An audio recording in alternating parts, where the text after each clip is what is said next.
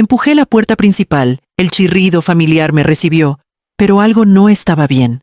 El aire olía a pintura fresca, un aroma fuerte y artificial. Mi corazón latía con fuerza, mientras subía las escaleras cada paso más pesado que el anterior. Al doblar hacia el pasillo me quedé helada. Ahí en mi recámara principal estaba Matías con un rodillo en la mano, la pintura goteando en rayas brillantes y dulzonas. Jimena estaba subida en un banquito con el cabello recogido tarareando, como si estuviera decorando su propio hogar. Las paredes que yo había elegido pintadas con cuidado, en un gris tranquilo que me hacía sentir en paz, estaban siendo cubiertas por un rosa chillón. Perfecto para nosotros cuando nos mudemos, dijo Matías sin levantar la vista, con una sonrisa confiada, como si todo ya estuviera decidido.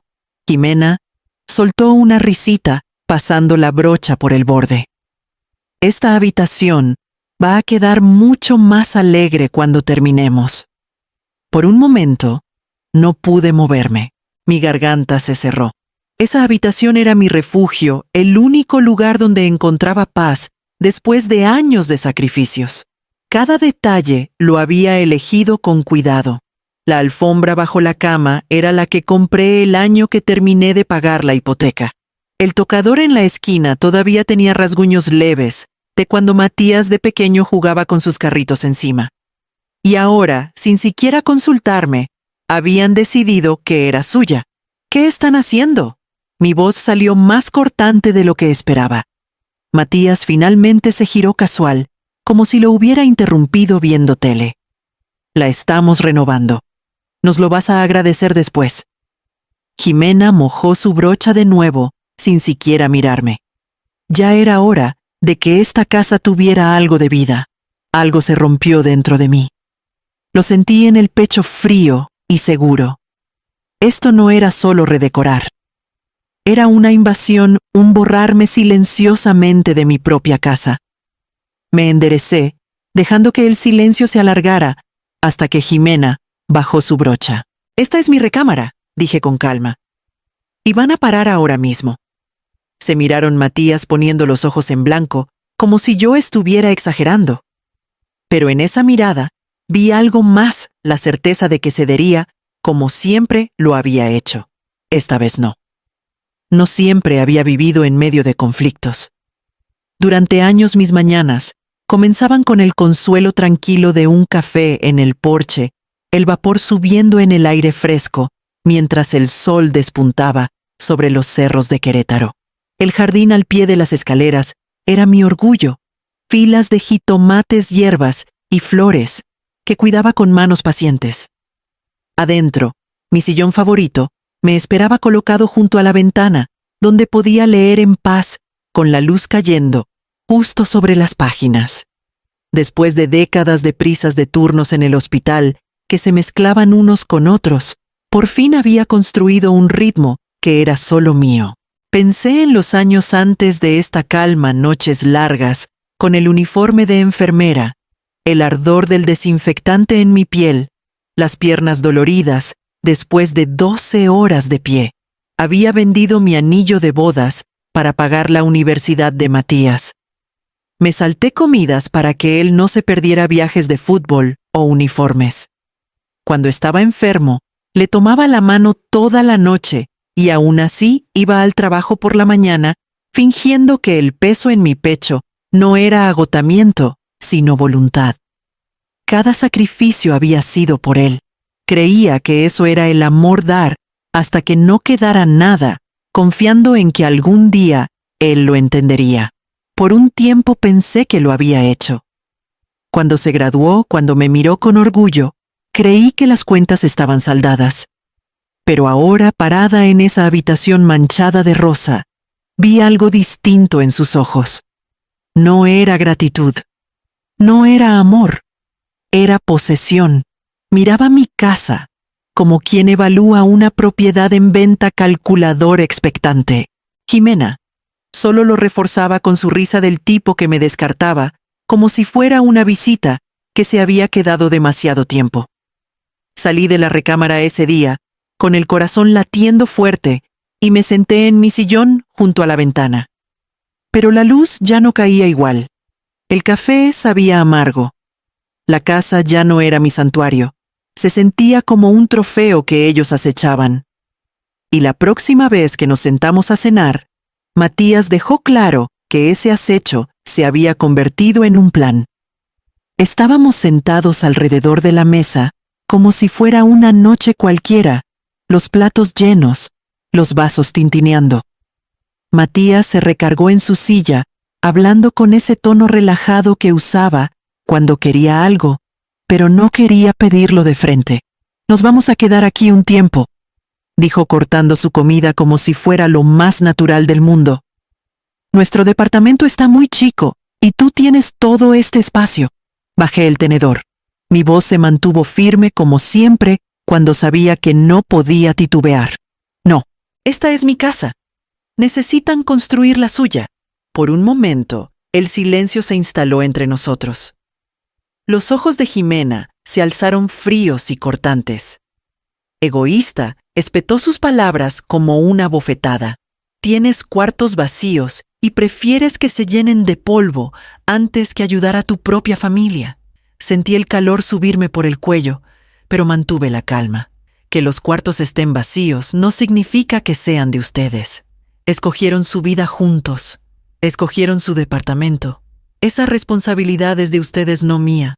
Matías intentó reír, pero el sonido fue forzado. Esbozó una sonrisa negando con la cabeza, como si yo estuviera siendo difícil. «Ándale, mamá.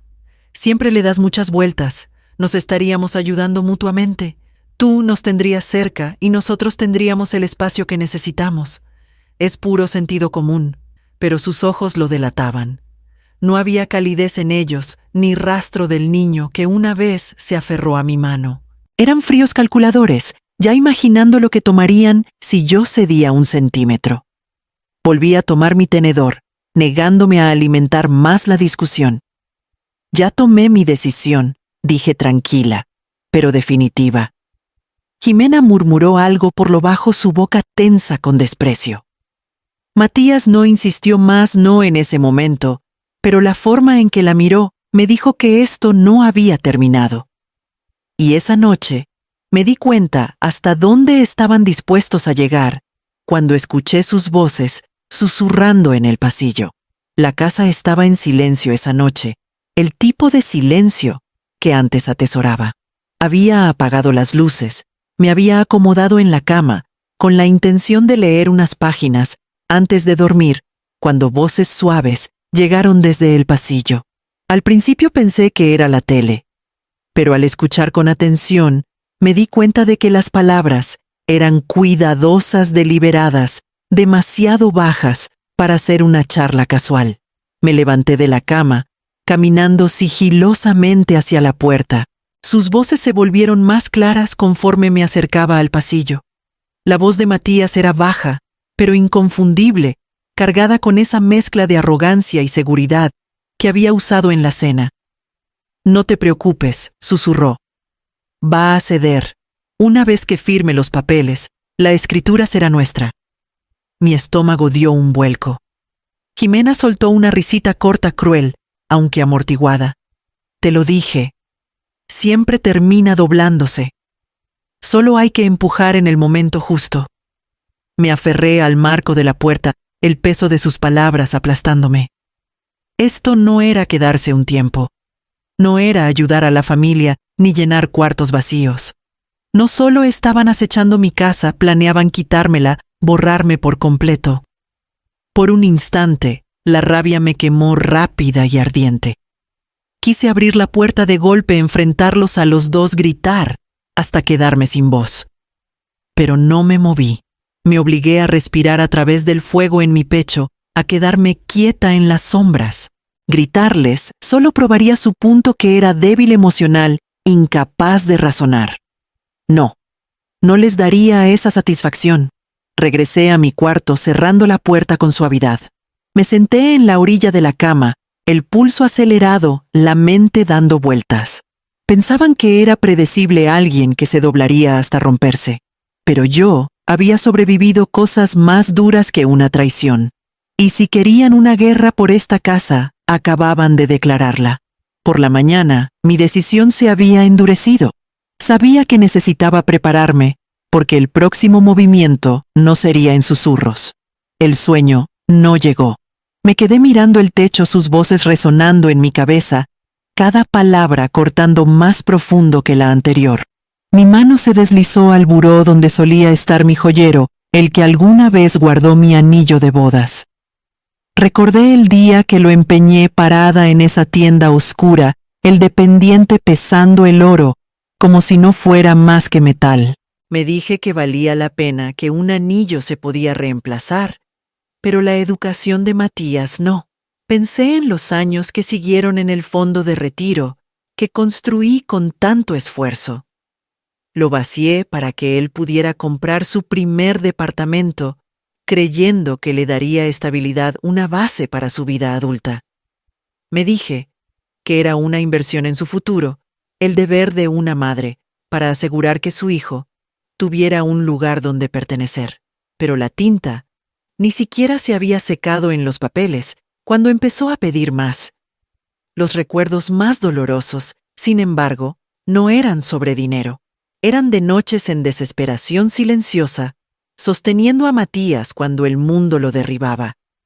Después de un examen reprobado, un trabajo perdido, una ruptura que lo destrozó, yo estaba ahí consolándolo, asegurándole, cargándolo, hasta que pudiera levantarse de nuevo. Cada vez me decía que el amor era sacrificio, que mi fuerza sería suficiente para los dos. Y cada vez me levantaba al día siguiente y trabajaba más duro, cargando su peso junto con el mío. Pero ahora, en la quietud de mi recámara, lo vi diferente. Cada sacrificio no lo había elevado, solo le había enseñado que yo siempre daría, siempre, sangraría un poco más para que él no tuviera que hacerlo. No había aprendido resiliencia, había aprendido a sentirse con derecho. Un dolor hueco llenó mi pecho mientras susurraba en la oscuridad. ¿Crié a un hombre o creé a alguien que solo sabe tomar? El pensamiento se quedó afilado como vidrio mientras me levantaba al día siguiente y caminaba por una casa que ya no sentía del todo mía. Y fue entonces cuando descubrí que la invasión ya había comenzado.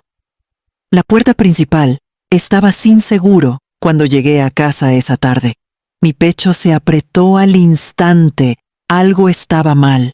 Entré y me quedé helada al ver mi tocador y mi buró empujados al pasillo, los cajones entreabiertos, calcetines desparramados, como si los hubieran arrastrado sin cuidado.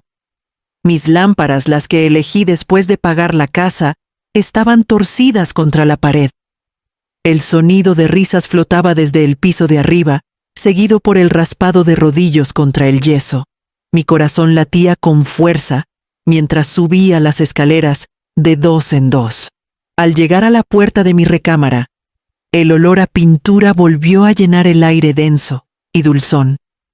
Intentaban pintar mi cuarto otra vez. Dos hombres que no reconocí estaban con rodillos en la mano, cubriendo mis paredes con ese mismo rosa chillón.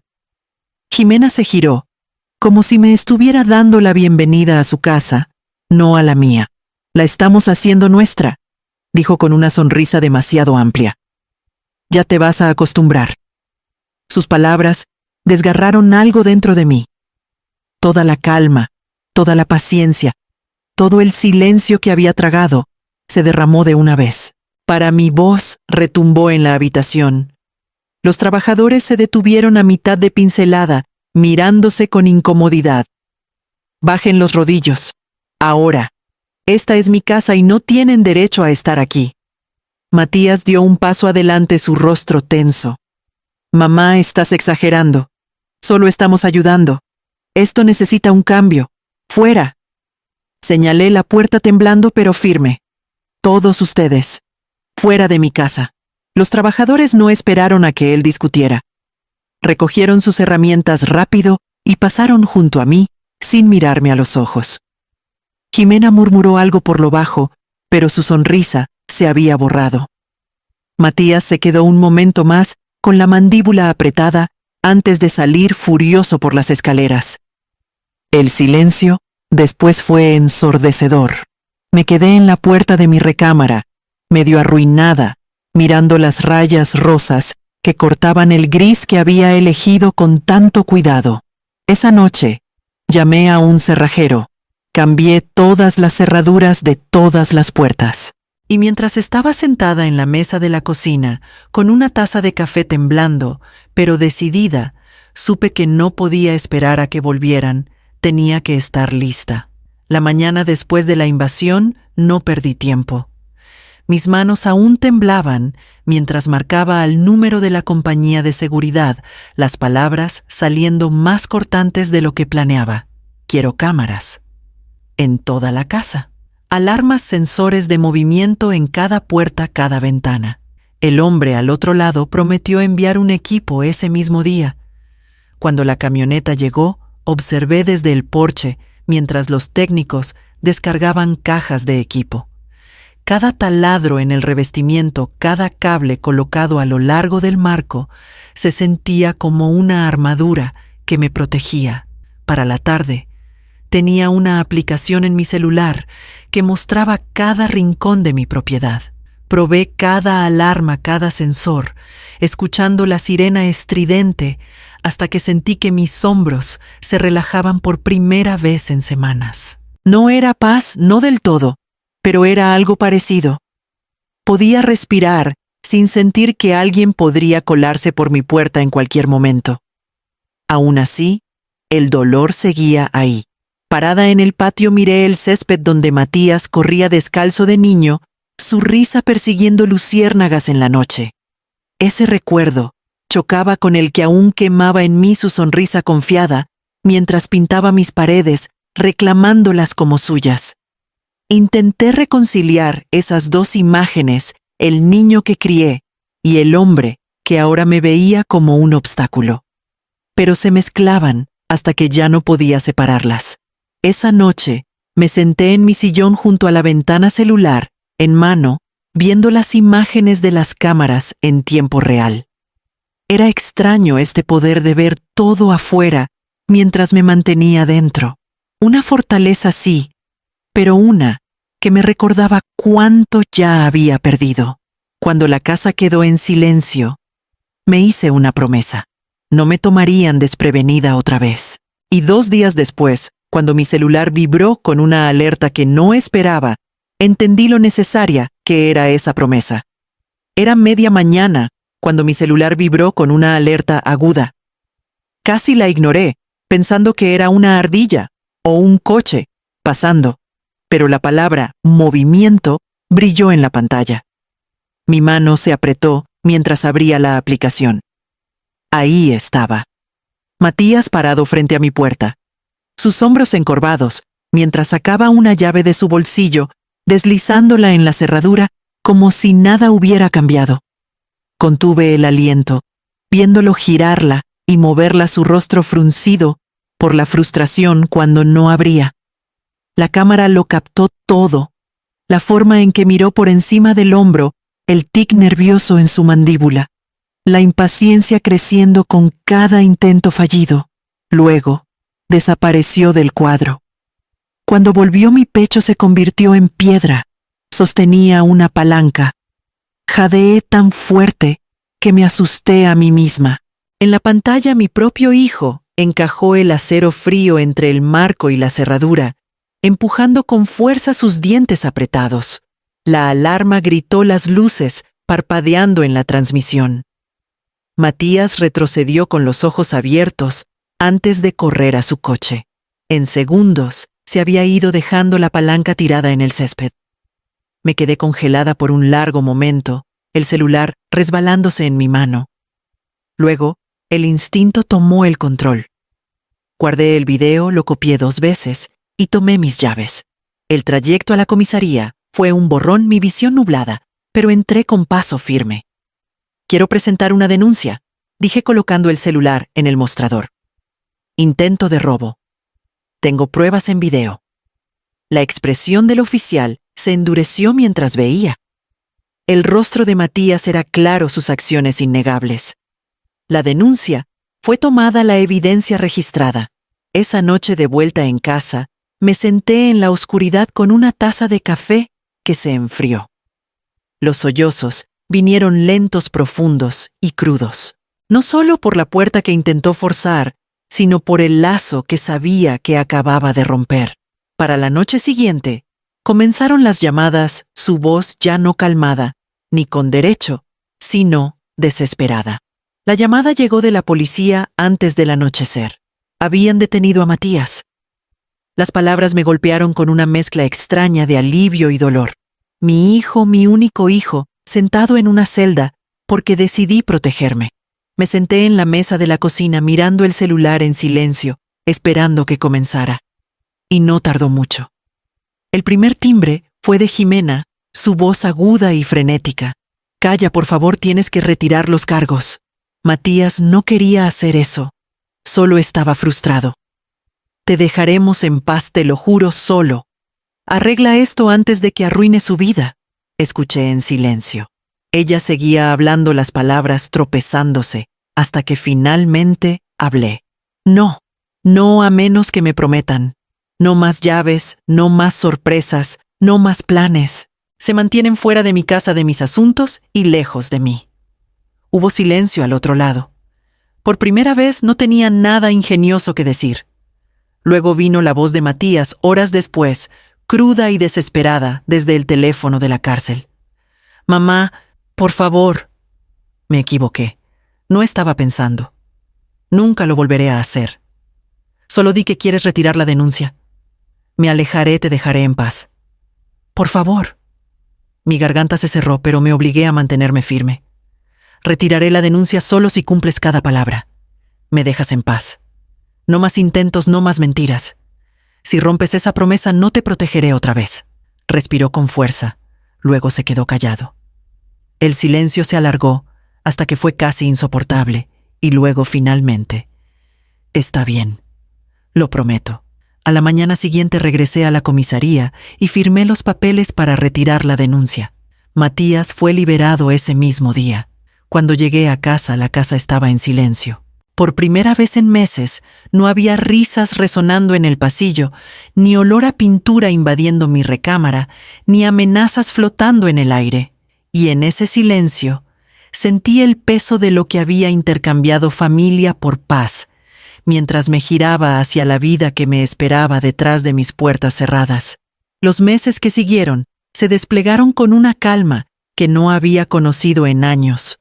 No más golpes en la puerta, no más celular vibrando a medianoche con exigencias o insultos.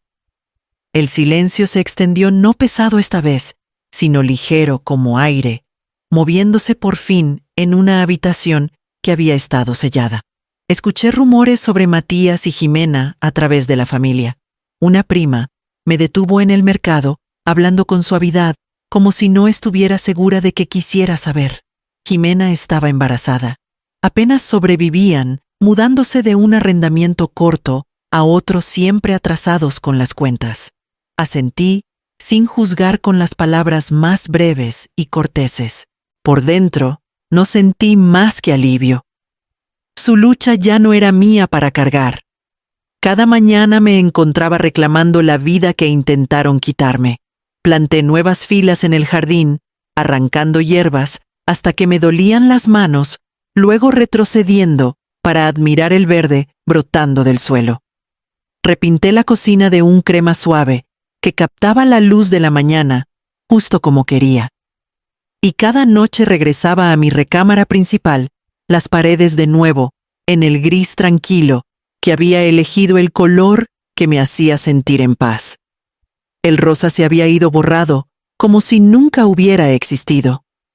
A veces, mientras estaba sentada con un libro en el regazo, pensaba en Matías de pequeño, su risa, llenando esta misma casa.